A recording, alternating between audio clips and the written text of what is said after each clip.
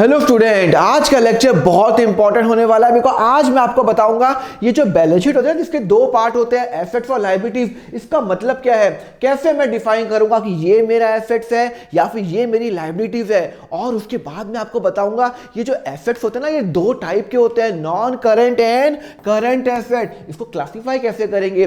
Similar liabilities भी दो type की होती है, नॉन करंट एंड करंट, इसको कैसे क्लासिफाई करेंगे। और ये इंटरनल लायबिलिटी क्या होती है, आज के लेक्चर में आपको ये सब क्लियर हो जाएगा। और उसके बाद कोई भी दुनिया का कोई भी बंदा कोई भी क्वेश्चन पूछ ले, आप उसको झट से आंसर दे दोगे कि ये करंट है, ये नॉन करंट एसेट्स है, ये करंट लायबिलिटी है, नॉन करंट लायबिलिटी है। चलो स्टार्ट करते हैं लेक्चर। सबसे पहले अपन एक नॉर्मल एक एग्जांपल देते हैं। ये देखो, रिलायबल पेन लिमिटेड की बैलेंस शीट है।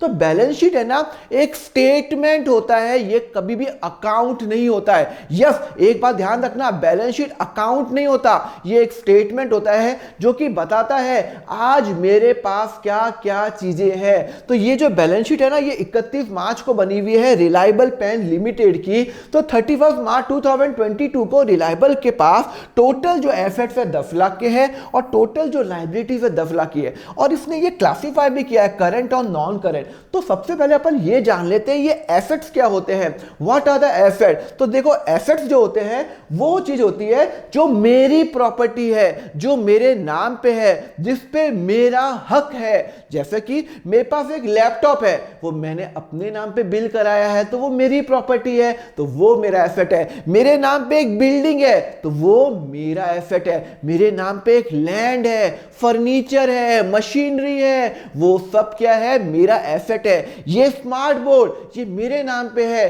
तो ये क्या है, मेरा एसेट है, जिस पे मेरा हक है, जिसको मैं बेच सकता हूं, जब चाहे मैं बेच सकता हूं, वो मेरा क्या हो गया, एसेट्स हो गया। एक और होता है एसेट। मैंने एक मेरे जो फ्रेंड है राहुल को 10,000 रुपए दिए थे।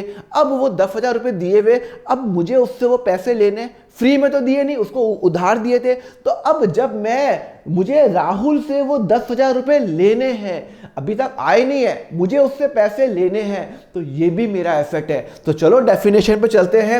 Anything which is in the possession, जो मेरे पास है या मेरी प्रॉपर्टी है, including the amount due from other. अगर मुझे किसी बंदे से पैसे लेने हैं, वो भी मेरा एसेट्स होता है। जैसे कि आपको एग्जांपल बता दूं, मेरे पास क्या क्या एसेट्स है भाई। मेरे पास कैश पड़ा है जेब में, मेरे पास मेरे नाम पे गाड़ी है, बिल्डिंग है, लैंड है, डेटर्स है, कंप्यूटर है, बैंक के अंदर जो पैसा पड़ा है, ये सब मेरे एसेट्स है। पर अब प्रॉब्लम पता क्या आ गई, इतने सारे एसेट्स हैं। अब लॉ बोलता है इन एसेट्स को आपको क्लासिफाई करना है। अब हम क्लासिफाई कौन से में करेंगे, दो में क्लासिफाई करेंगे। तो बेटा एसेट्स होते हैं वो दो टाइप के होते हैं, current assets and non current asset. Yes, दो टाइप के एसेट्स होते हैं। एसेट्स तो एसेट्स होंगे, मतलब मेरी प्रॉपर्टी है, पर मैं उसको दो में क्लासिफाई करूंगा, करंट एंड नॉन करंट। अब ये कैसे मालूम चलेगा कि ये करंट एसेट्स है या ये नॉन करंट एसेट्स है। चलो अपन देखते हैं। पहले अपन नॉन करंट एसेट्स समझ ले। नॉन करंट एसेट्स क्या होता है, डेफिनेशन पे जाते हैं। Non current assets are those asset जिसका बेनिफिट 1 साल से ज्यादा होता है। Okay, which held as investment और फैसिलिटेट द बिजनेस ऑपरेशन, मतलब बताऊंगा, and help at the business not for the purpose to resale. जैसा कि मैं आपको एग्जांपल बताता हूं। सपोज करो मेरी एक कंपनी है रिलायबल पेन लिमिटेड। अब रिलायबल पेन लिमिटेड के पास बहुत सारे एसेट हैं, बहुत सारे एसेट हैं। अब आपको पता है एसेट्स हमने अपने राइट में आते हैं, लायबिलिटीज लेफ्ट में आती है। अब रिलायबल पेन लिमिटेड ने एक लैंड खरीदा, एक जमीन खरीदी। अब वो जमीन की एक बात बताओ, लाइफ कितनी होगी। सर, जमीन की लाइफ तो लाखों हजारों साल होती है, तो क्या उसकी लाइफ 1 साल से ज्यादा है क्या? यस, 1 साल से ज्यादा है, तो वो क्या बन जाएगा, मेरा नॉन करंट एसेट, जिसका बेनिफिट 1 साल से ज्यादा होता है। मैंने एक लैपटॉप लिया, कितने साल चलेगा सर? आराम से 4-5 साल चलेगा। वो क्या हो गया, नॉन करंट एसेट हो गया। मैंने एक बिल्डिंग ली सर, वो भी 20-25 साल चलती है, वो भी मेरा नॉन करंट एसेट हो गया। मैंने फर्नीचर लिया, वो भी सर 5-10 साल चलता है, नॉन करंट एसेट हो गया। तो सबसे पहला जो पॉइंट होता है वो ये होता है कि जिसका बेनिफिट 1 साल से ज्यादा होता है वो नॉन करंट एसेट होता है। और क्या मतलब हो गया, which is held as a investment और फैसिलिटेट द बिजनेस ऑपरेशन।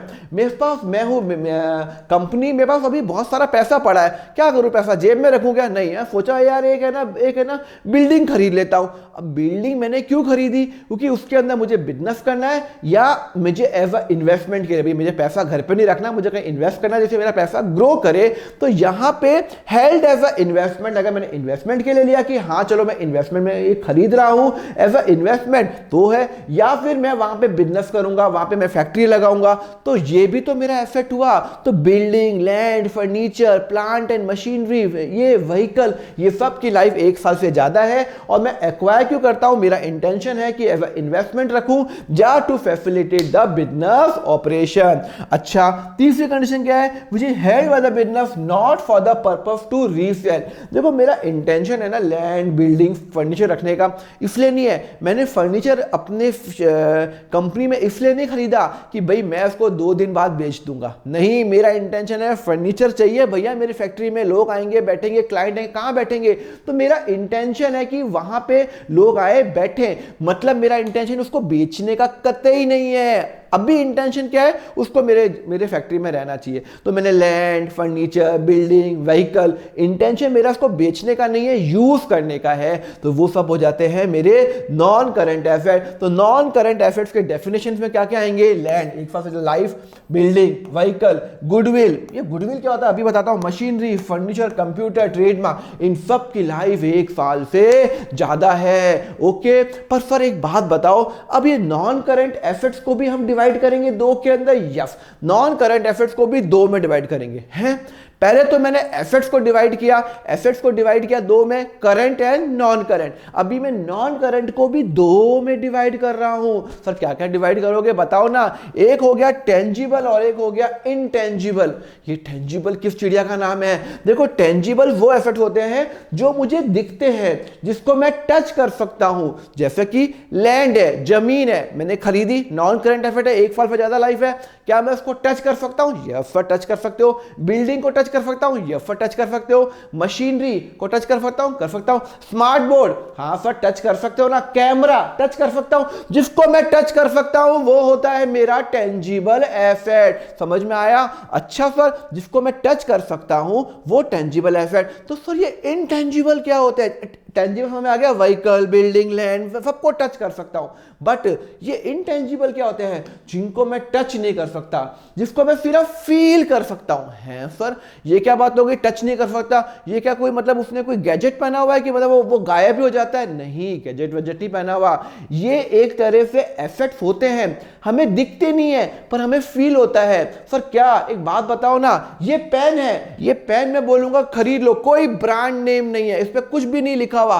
क्या आप इसको खरीदोगे, आप बोलोगे हाँ सर मैं इसको 7 रुपए में खरीदने को तैयार हूं, 7 रुपीज में, अच्छा ठीक है। अगर मैंने इस पे कोई ब्रांड लगा दिया, वो कैमलिन का ब्रांड लगा दिया, डॉम्स का लगा दिया, फेबर कैस्टल का लगा दिया, अब आप यही पेन 7 रुपए, सेम पेन है, 7 रुपए की जगह आप 10 में खरीदने को तैयार हो, हैं, सिर्फ एक छोटा सा स्टिकर लगाया और आप इस पेन को 7 की जगह 10 में खरीदने को तैयार हो, 3 रुपए प्रीमियम देने को तैयार हो। इसका मतलब है कि ब्रांड की वैल्यू होती है, जो एक नाम है उसकी वैल्यू होती है। तो नाम की जो वैल्यू होती है उसको बोलता हूं इनटेंजिबल, उसको मैं हाथ नहीं लगा सकता पर फील कर सकता हूं।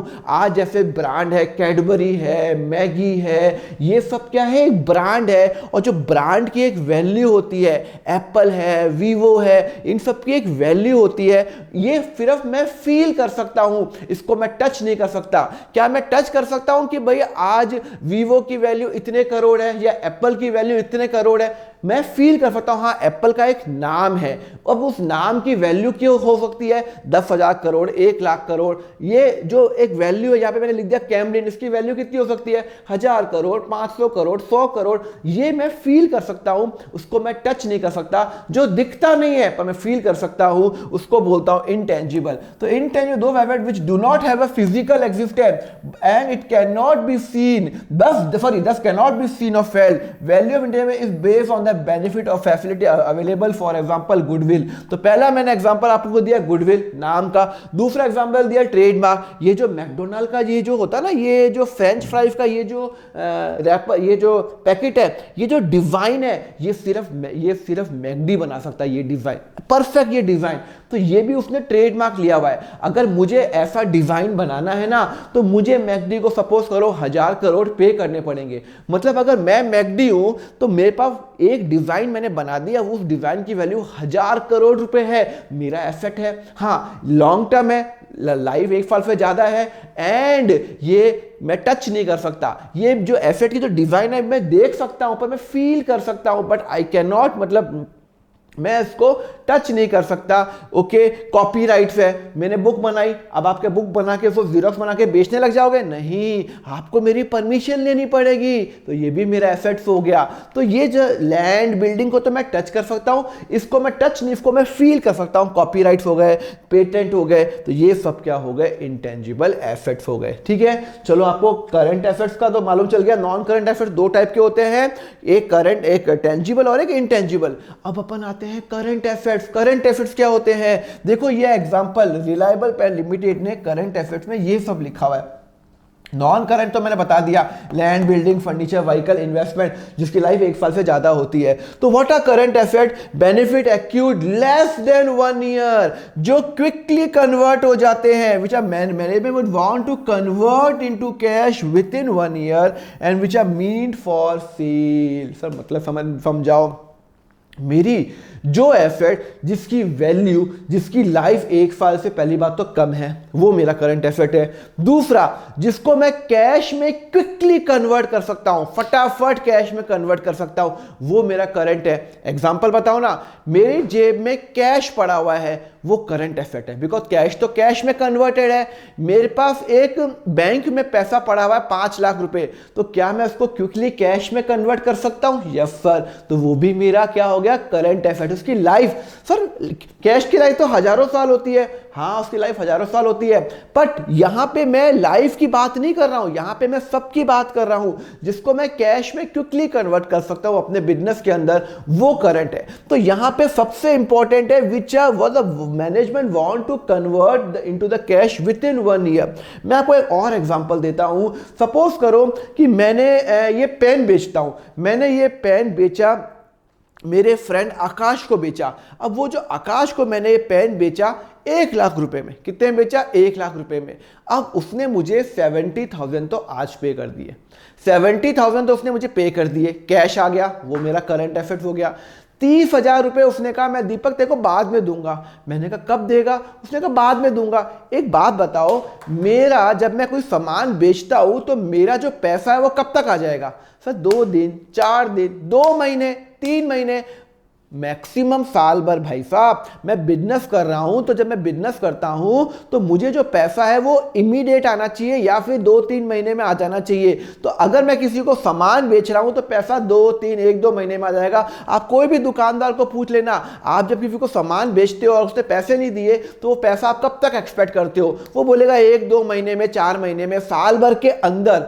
वो करंट एसेट्स हो गया। जो मेरा चीज क्विकली 1 साल में कन्वर्ट हो जाता है कैश के अंदर, वो करंट एसेट। और इसको मैं बोलता हूं डेटर्स। मैंने सामान बेचा, उससे पैसे आने वाले थे, वो मेरा डेटर्स हो गया, तो वो मेरा क्या हो गया? करंट एसेट्स हो गया। जैसे कि कैश जो मेरी जेब में है, बैंक जो बट ऑफ बैंक बैलेंस, वो मेरा करंट एसेट्स हो गया। मेरी एफडी बनी हुई है, फिक्स डिपॉजिट बनी हुई है, वो भी मेरा करंट एसेट्स हो गया। मेरा शॉर्ट टर्म इन्वेस्टमेंट, मैंने इन्वेस्टमेंट किया है कंपनी के अंदर, मुझे इसको 2-3 महीने में बेचना है। मैंने रिलायंस में इन्वेस्ट किया, मुझे लगा 3-4 महीने में इसको बेच दूंगा, वो मेरा क्या हो गया? वो मेरा करंट एसेट्स हो गया। डेटर, मैंने 1 लाख का पेन बेचा, 70,000 आ गए, 30,000 बाद में आने वाले हैं, वो भी मेरा क्या हो गया? एसेट्स हो गया, करंट एसेट्स। स्टॉक, मेरी दुकान पे सामान पड़ा हुआ है, अभी तक बिका नहीं है, अच्छा मेरा सामान बिका नहीं है, एक मेरी दुकान है, पेन की दुकान है, 1000 पेन खरीदे थे, 900 पेन बिक गए, 100 पेन अभी भी दुकान पे पड़े हुए हैं, तो यार वो कब तक बिकेंगे? 2 महीने, 3 महीने, 10 दिन। ऐसा तो नहीं कि मैं दुकान पे पेन खरीदूंगा इसको साल भर बाद बेचूंगा। इंटेंशन क्या है? साल भर के इसको अंदर बेच दूंगा। तो वो क्या हो गए? मेरे करंट हो गए। लैंड, बिल्डिंग, फर्नीचर, मेरा इंटेंशन उसको बेचने का नहीं है, तो वो नॉन करंट एसेट हो गया, उसकी वैल्यू भी बहुत ज्यादा होती है और लाइफ भी 1 साल से ज्यादा होती है। क्लियर है? तो आपको मैंने बता दिया जो एसेट्स होते हैं 2 टाइप के होते हैं, करंट है, नॉन करंट है एंड करंट। तो मैंने आपको एग्जांपल भी आपको बता दिया। चलो फटाफट टेस्ट करें, उसके बाद अपन आगे बढ़ते हैं। चलो बताओ मेरे साथ बच्चों, नीचे भी लिखो, कैश क्या है? कैश फॉर करंट एसेट्स है। बिल्डिंग, अरे 1 साल से ज्यादा लाइफ है, नॉन करंट है। फर्नीचर 1 साल से ज्यादा लाइफ है, नॉन करंट। डेटर, मुझे किसी से पैसे लेने हैं, जब मैं सामान बेचता हूं पैसे नहीं आए, अरे भाई 1-2 महीने में आ जाएंगे पैसे। Bank balance always current, cash में कन्वर्टेड है। व्हीकल यार मैंने खरीदा, गाड़ी खरीदी, उसकी लाइफ 1 साल से ज्यादा है, तो वो नॉन करंट हो गया। क्लियर है? समझ में आया? चलो अब हम मूव करते हैं अपने लायबिलिटी। एसेट्स में तो अपन पूरा समझ में आ गया। अच्छा लगा तो लाइक करो ना, आप लाइक करना भूल जाते हो, 1 लाइक करो, अपन आगे बढ़ते हैं। चलो प्यारा सा कमेंट भी कर देना। चलो लायबिलिटीज क्या होता है, चलो ये जान लेते हैं। देखो लायबिलिटीज होती है, देखो बंदा दबा हुआ है, पैसों के अंदर दबा हुआ है, तो लायबिलिटीज क्या हुई? लायबिलिटीज वो अमाउंट होता है जो मुझे किसी को पे करना है। सर पे करना है? हाँ, मेरे ऑफिस में एक एम्प्लॉय काम करता है, उसकी सैलरी है साल के 6 लाख रुपए, मैंने अभी तक उसको 5 लाख ही दिए।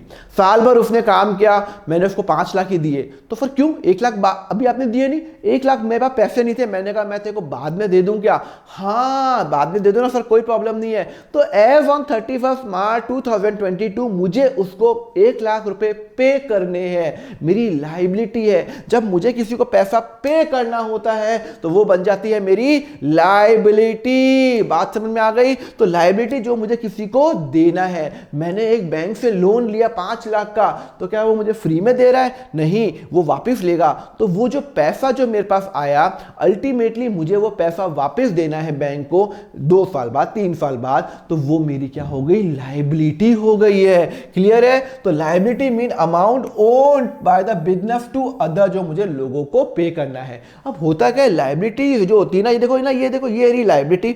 अब ये लायबिलिटी जो मुझे, मैं हूं बिजनेस, रिलायबल पेन लिमिटेड को इनको पे करना है, टोटल 10 लाख पे करना है। टोटल 10 लाख का तो एसेट्स है और 10 लाख पे करना है।